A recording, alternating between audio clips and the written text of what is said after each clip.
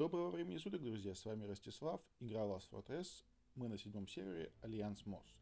Сегодня я хочу с вами поговорить о построениях, о том, какие они бывают и как ими лучше всего пользоваться. Построение можно поделить на три типа. Первое построение – это боевое, оно самое основное, и наверняка у многих из вас оно собрано достаточно хорошо.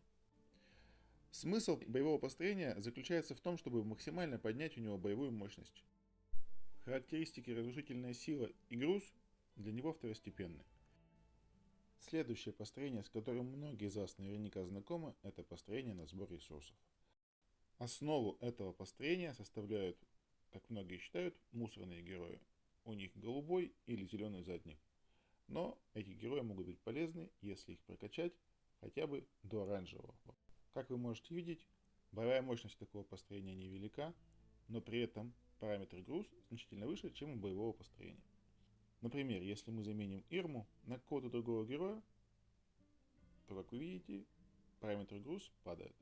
Также на грузоподъемность, да и вообще на все характеристики построения влияет уровень солдат, которыми вы их комплектовываете. Если боевых героев и героев на сбор ресурсов в игре достаточно, и их можно комплектовать как угодно и как вам будет интересно, то в этом построении, к сожалению, поменять ничего не получится.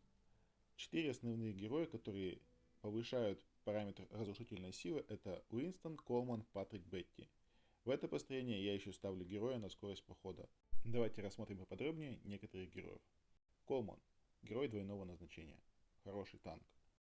Если его сделать хотя бы оранжевым и прокачать ему третий навык, он будет замечательно сносить стену замка. Патрик и Уинстон. Зеленые герои. Многие на них не обращают внимания и пускают в улучшение боевых героев. Но если им прокачать третьи навыки, они будут незаменимы при захвате города. Бетти. Герой двойного назначения. Возможно, на вашем боевом построении. Присмотритесь к ее навыкам и сохраните в построении для сноса стены города. Есть еще два героя, которые будут полезны при захвате города. Куин и Агава.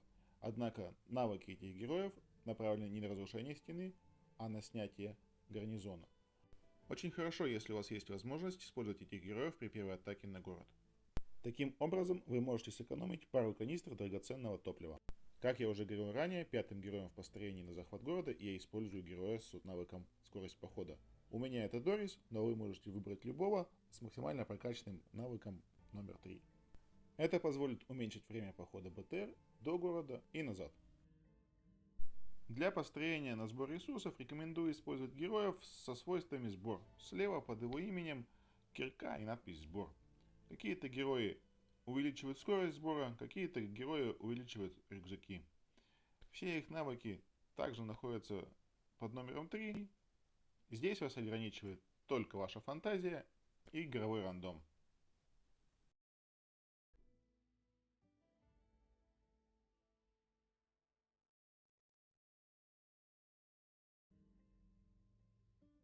Следующий герой в какой-то степени уникален.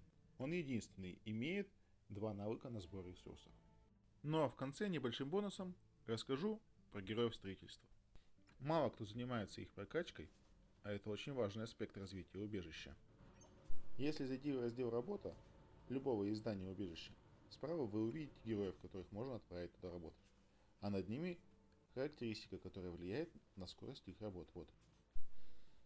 Например, чтобы повысить скорость строительства, необходимо в центр управления отправить героя с максимальным уровнем интеллекта. Такой герой – Лафи Марсо. Кроме того, на героя строительства можно надеть боевые вещи, которые повышают интеллект. Аналогичную процедуру рекомендую проделать со всеми героями строительства и повысить им те навыки, которые необходимы в том здании, в котором они работают. Например, МакКинли для работы на электростанции требуется ловкость. Надеваем вещи с этими характеристиками. Спасибо за внимание, удачи на полях сражения, до свидания.